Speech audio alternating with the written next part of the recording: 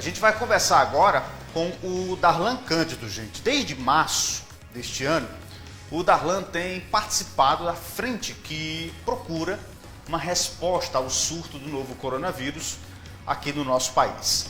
Ele integra o grupo que realizou o sequenciamento genético em 48 horas dos primeiros casos de coronavírus no Brasil e acaba de publicar um artigo científico como primeiro autor na revista Science, no qual analisa como o novo coronavírus foi introduzido e se espalhou pelo Brasil, utilizando 427 genomas virais de pacientes de todo o país. E a gente vai conversar com o Darlan a partir de agora. Ele está lá no Reino Unido e é quixeramobinense e vai trazer mais detalhes sobre os seus estudos e sobre a sua pesquisa, que tem sido tão importante para o entendimento da população científica brasileira, na verdade, de como é que esse vírus tem se comportado aqui no nosso país. Deixa eu dividir tela com ele. Darlan, é um prazer conversar com você, filho de Quixeramobim. Primeiro de tudo, falar do orgulho que é ter o seu nome, ver você nos principais jornais do país, seu nome também em destaque na comunidade acadêmica do mundo, né? É um orgulho imenso para todos nós quixeramobinenses. É um prazer conversar com você. E para o nosso primeiro papo, eu queria que você se apresentasse aqui definitivamente para os nossos telespectadores e ouvintes. Quem é o Darlan e como foi que o Darlan conseguiu chegar aí ao Reino Unido e a essa importante universidade em Oxford? Primeiramente, muito obrigado. É sempre muito espaço para poder falar sobre o nosso trabalho, né? E principalmente nesse momento onde a ciência brasileira tem um papel tão importante na resposta ao coronavírus no Brasil, né? Como você falou, sim, eu sou de Quixeramobim, né? Eu nasci em Quixeramobim, morei até os meus 17 anos, mudei para a capital, em Fortaleza, para fazer faculdade, né? Eu sou farmacêutico, me formei na UFC.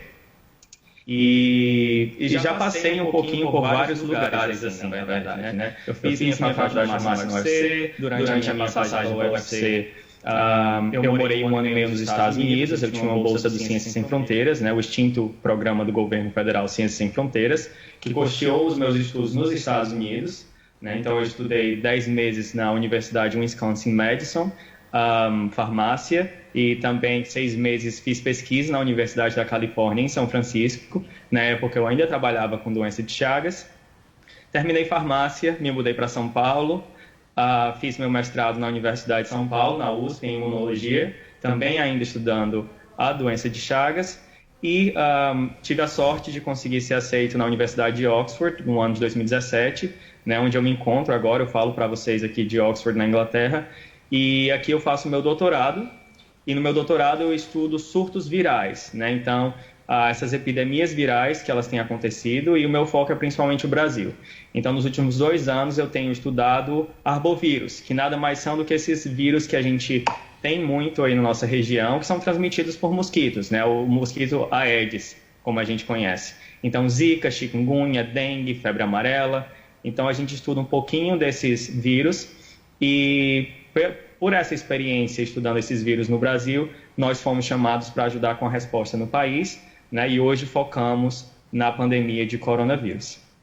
Bom, Darlan, o seu nome ganhou destaque logo quando a gente teve o primeiro registro da chegada do vírus aqui no país no comecinho do ano, e falava sobre a participação sua na equipe que fez o sequenciamento desse genoma do coronavírus em tempo recorde, em 48 horas. Eu queria que você explicasse para a gente o que é esse sequenciamento e a importância desse trabalho para a identificação do vírus aqui no país. Então, na verdade, o genoma do vírus nada mais é do que a identificação do vírus, né? Então, por exemplo, quando a gente descreve uma pessoa, a gente fala é alto, tem o cabelo preto, tem os olhos azuis, os olhos pretos e por aí vai. Então, a partir do momento que a gente sequencia o genoma do vírus, a gente identifica o vírus, né? Então, nós sabemos que vírus que é aquele e quais são as características desse vírus, tá? Então, a importância desse sequenciamento é que uma vez que a gente sequencia a amostra de vários pacientes, nós conseguimos entender qual que é a diversidade.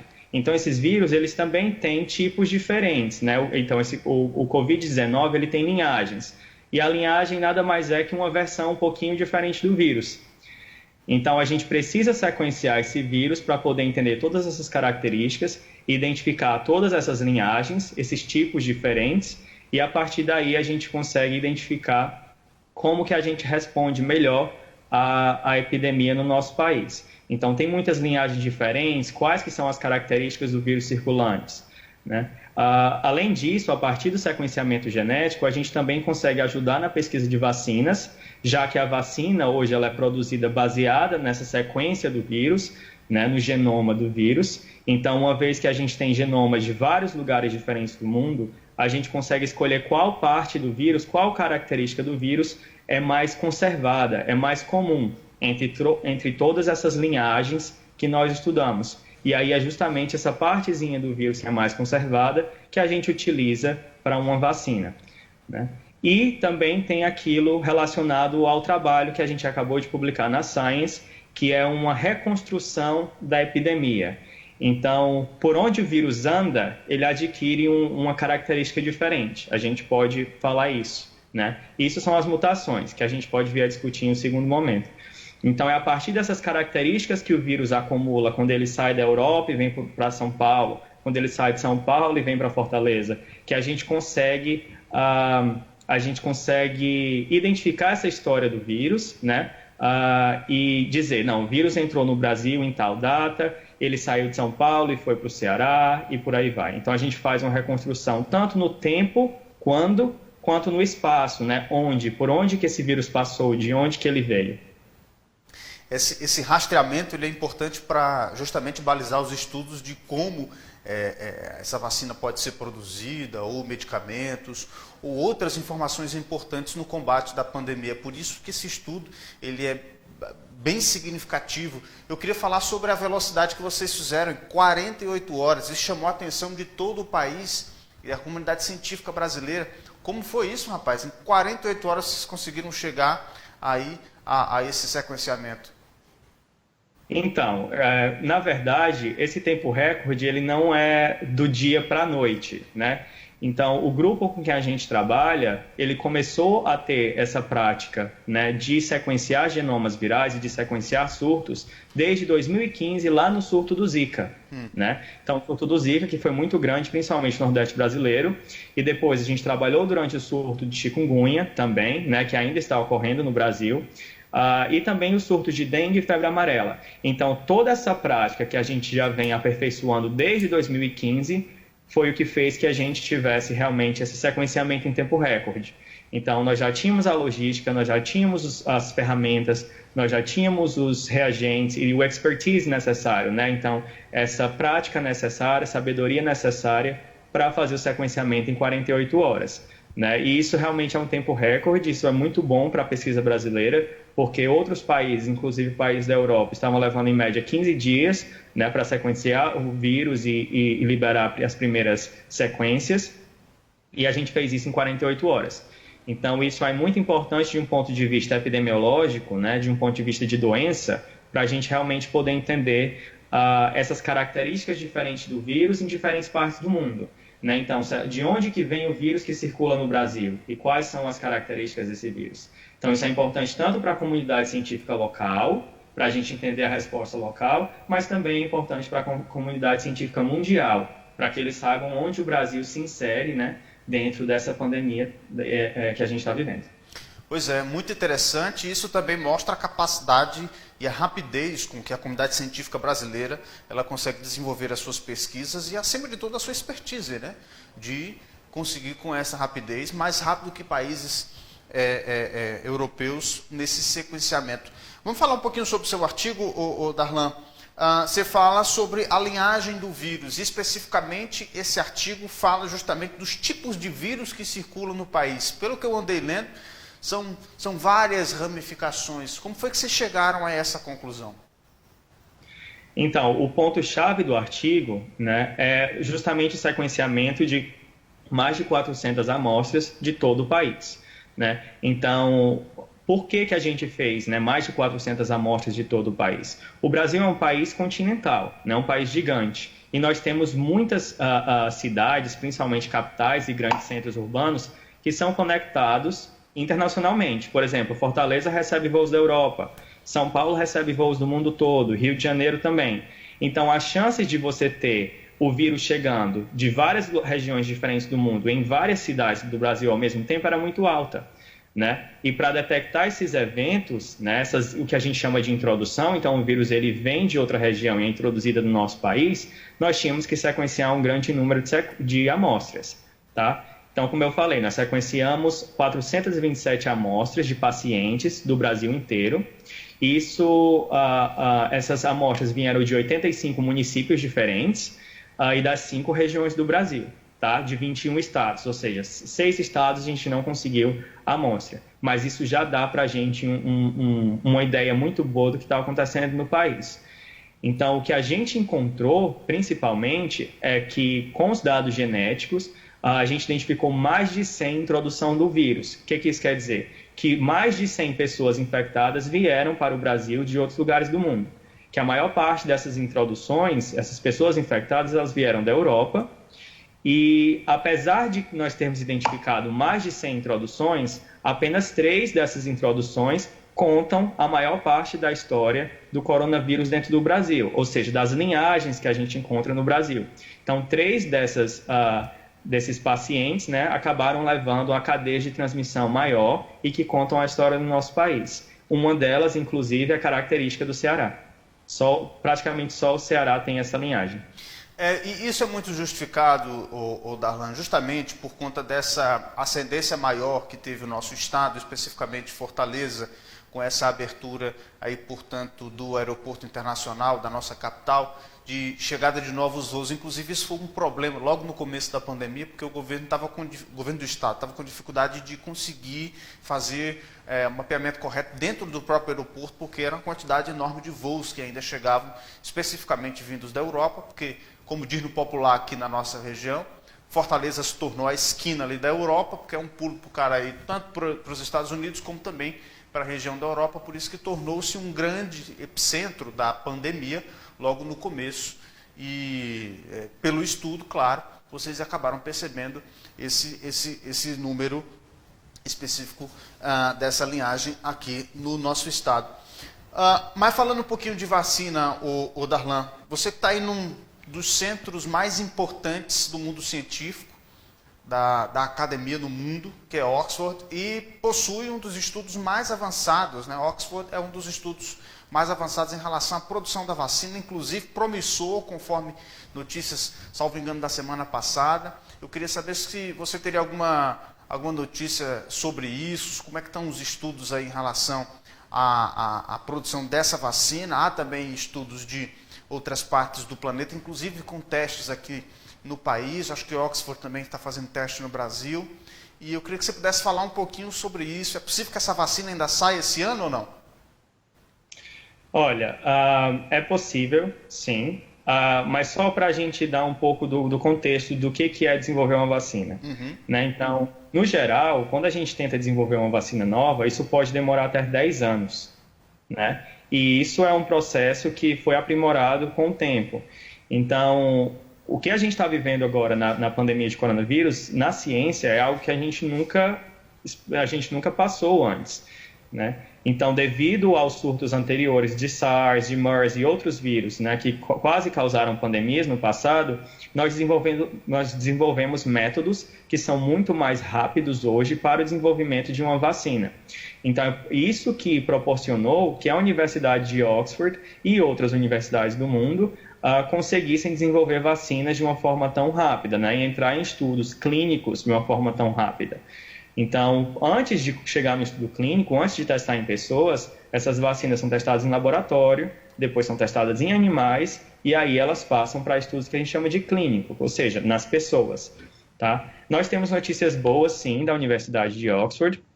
Então, na semana passada, saiu um estudo científico, né, na revista The Lancet, mostrando justamente que existe uma resposta imunológica, né, contra a vacina do novo coronavírus, e também existem muito poucos efeitos tóxicos. Então, a vacina ela é tanto eficiente quanto segura. Mas qual que é a pergunta que a gente ainda falta responder? A vacina, ela sim estimula o nosso sistema a produzir anticorpos e células que vão nos proteger. porém a gente não sabe o quão ela vai proteger a gente, ou seja, o quanto ela vai nos proteger. E isso, se a gente parar para pensar um pouquinho, é algo que a gente só consegue responder um pouco com o tempo. Né? As pessoas elas precisam ser vacinadas e elas precisam ser expostas aos vírus, né? Nesse caso, ao novo coronavírus. E aí, a partir do momento que se passa, né, um certo tempo, a gente consegue avaliar tantas pessoas que responderam à vacina, que receberam a vacina, né, contraíram ou não a infecção. E aí a gente sabe o quanto a vacina protege a população. Então, esse estudo que está sendo começado agora no Brasil, com 2 mil funcionários de saúde pública em São Paulo e com 1.000 pessoas, a população em geral, no Rio de Janeiro, é um estudo de fase 3. Então, é um estudo desenhado especificamente para a gente entender o quanto que a vacina vai proteger a população. Aí vai ser a partir desse estudo que a gente vai poder bater o martelo final e falar assim, não, a vacina realmente está pronta e aí ela passa a ser produzida. Mas uma notícia muito boa é que a AstraZeneca, a indústria mundial, né, a indústria farmacêutica, já fechou um contrato com a Universidade de Oxford, já prometeu a produzir a grande parte da produção mundial necessária para a vacina. Então, tem sim novidades, tem sim coisas boas acontecendo, a gente só precisa esperar um pouquinho mais para ter essas respostas por completo. É justamente a preocupação mesmo se vai haver tempo suficiente e capacidade do mercado, da indústria farmacêutica produzir essa quantidade enorme de vacinas, tendo em vista a população mundial toda na expectativa por essa vacina. E aí, Darlan, você também tem outros estudos por partes variadas do mundo, também de processo de vacina. Então, a gente pode ter nos próximos dias várias outras vacinas também que possam, aí, portanto, ter o mesmo objetivo, não é isso? Exatamente. Nós temos a vacina da China, né, que também vai ser testada no Brasil.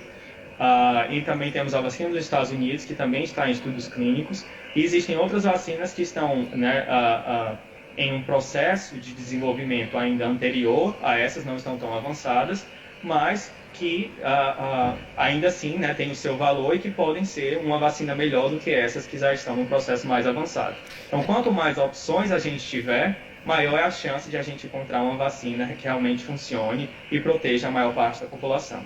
Nesse momento tudo é válido e aí a gente vale daquela máxima como é importante o investimento na ciência, na pesquisa, para com que a humanidade não passe por outros momentos e tenha dificuldade nesse processo de pesquisa e de avanço, como a tecnologia também pode e deve ajudar nesse processo. Mas, Darlan, para a gente finalizar aqui o papo, para não lhe ocupar muito também, sei das suas atividades aí na universidade, mas fala um pouquinho, você tem acompanhado os números aqui na sua terra, em Quixeramobim, no Ceará, como é que tem sido esses dias, o contato mesmo? Você tem familiares ainda aqui em Quixeramobim ou não? Tenho sim, eu tenho familiares em Quixeramobim e eu estou em contato, né, principalmente com a minha mãe todos os dias e ela me conta realmente como está a situação. O professor Hugo Lemos, também vejo os vídeos dele e acho, né, que ele está fazendo um trabalho incrível, assim, informando a população e a gente realmente precisa de alguém fazendo isso, né, porque o nosso principal papel hoje é conscientizar a população da participação dela nessa pandemia. Então, não é só ficar em casa, mas é entender que ficar em casa e, nesse caso, manter o distanciamento social, utilizar máscaras, ficar a 1 metro de distância, é a nossa forma de lutar contra o vírus, né? Então, eu já usei essa analogia outras vezes, mas é como se a gente tivesse uma guerra e cada um de nós é um soldado, a gente tem um papel, né, fundamental. Então, o número, né, em Quixeramobim só aumenta, né, a gente sabe disso. A taxa de transmissão, na verdade, ela vem reduzindo. Então, ela reduziu um pouco. Hoje ela está bem próxima de 1. E para quem, assim, para explicar de uma forma simples, a taxa de reprodução é quantas pessoas são infectadas a partir de um indivíduo que está infectado. Então, se eu testar positivo hoje para coronavírus, quantas pessoas eu vou infectar, em média? Né? Então, isso representa a transmissão do vírus. Mas para que essa transmissão, ela seja, para que a epidemia acabe, a gente precisa que cada pessoa infecte menos de uma pessoa, né? E isso ainda não aconteceu. Então as pessoas elas estão infectando em média mais de uma pessoa. E aí a epidemia vai continuar a crescer. Pois é, e tem sido, Darlan, uma preocupação nossa também aqui em relação ao número de de óbitos, né, tem crescido muito e tem assustado muito a nossa comunidade quixeramobinense, essa questão do número de óbitos. Acho que deu uma paralisada aí na imagem do Darlan, mas a gente está conseguindo ouvir bem, porque eu estava justamente preparando aqui o sinal para colocar o nosso amigo Hugo Lemos, professor Hugo, aqui na nossa conversa, porque o professor Hugo ele traz toda segunda-feira, há alguns meses, Darlan, a leitura dos dados aqui do município. Ele nos ajuda a fazer essa leitura e ampliar a transparência nesse momento e esclarecimento à nossa população para que a gente consiga ter uma convivência dentro do possível, né, aqui no município em relação a essa situação. Deu certo o sinal do Hugo? A gente ainda está tentando, né? Bom, Darlan, e como é que está a questão do vírus aí, cara? Como é que vocês estão se virando? Como é que vocês estão se comportando em meio a esses estudos e também os cuidados para não contrair esse vírus? Então, aqui na Inglaterra a situação ela é um pouquinho na verdade eu ia falar um pouquinho, mas na verdade a situação ela já está bem diferente do que ela está aí no Brasil, né? Então, aqui a gente teve medidas de restrição, né, bem grandes. Na verdade, a população, no começo da pandemia, a gente só podia sair de casa uma vez por dia, por 1 hora para fazer exercícios físicos e, no máximo, para comprar alimento ou medicamento, né? Então, com a progressão da pandemia e como o número aqui de infecções foi controlado, né, a gente teve uma redução no número de casos e número de óbitos que foi bem satisfatório. Eles começaram aos poucos a reabrir o comércio, a reabrir as escolas e tudo mais. Mas isso foi um processo muito lento, onde a cada momento as medidas elas são reavaliadas e se os casos começam a aumentar, eles voltam de novo. Então, é muito parecido com o plano do Camilo nesse sentido. Inclusive, eu acho que as medidas que estão sendo tomadas no Ceará são excelentes, né? A resposta que o Ceará tem tido desde a pandemia foi muito boa, muito forte, muito precoce, muito no início. Mas aqui a gente tem muito a adesão da população. Então, a população ela realmente faz parte dessa luta e a gente precisa ver isso no Brasil também, né? A população se conscientizando do papel dela. É isso aí. Deixa eu, para finalizar aqui a participação do nosso amigo Darlan, colocar na nossa conversa o nosso amigo Hugo Lemos, e aí a gente continua com o Hugo para trazer os detalhes dos dados da última semana do vírus aqui no município de Quixeramobim. Hugo, seja bem-vindo aqui ao nosso programa. A gente divide tela. Toda segunda-feira a gente conversa aqui sobre coronavírus, sobre os números aqui no município, e hoje nós estamos com uma presença ilustre do nosso quixeramobinense, que tem um trabalho importantíssimo na identificação do vírus, sequenciamento e estudos primeiros da chegada desse vírus aqui no nosso país, que é o Darlan, e que está sendo um privilégio conversar conosco. Seja bem-vindo, Hugo.